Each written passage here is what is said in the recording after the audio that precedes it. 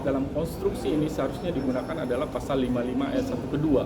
Konsekuensi tidak dimaksudkannya pasal tersebut itu menyebabkan kalau Terdakwa Ferdy Sambo melalui kuasa hukumnya Rasamala Aritonang berharap majelis hakim bisa mempertimbangkan sebaik-baiknya sebelum menjatuhkan putusan.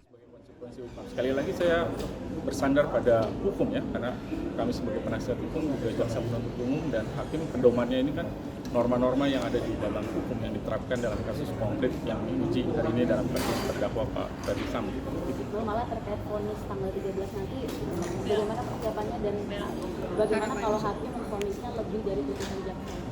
Saya kira kami yakinlah hakim akan mempertimbangkan dengan sebaik-baiknya semua hal yang sudah disajikan dalam persidangan ini.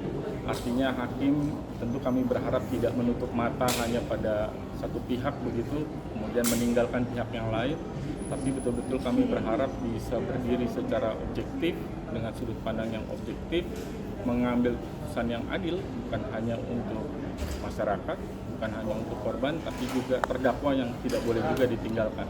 Karena keadilan ini harus keadilan untuk semua, itu prinsipnya.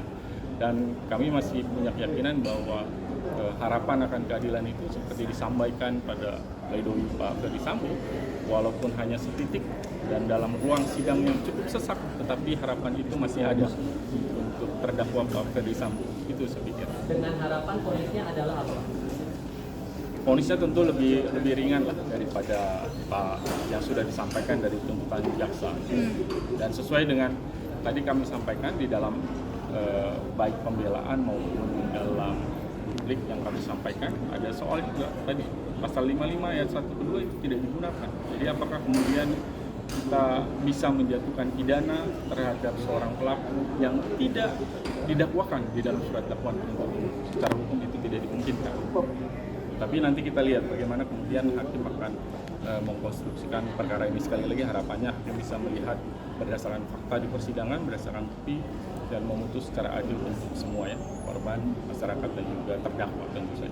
Kalau keadaan psikologis Pak Ferdy Sambo gimana nih Pak? Apalagi mendekati hari dijatuhkan vonis.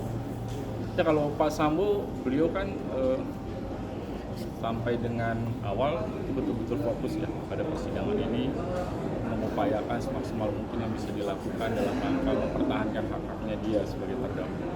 Di bagian terakhir tentu apapun putusannya tentu harus siap menerima, dan saya pikir beliau juga sudah menyiapkan mentalnya begitu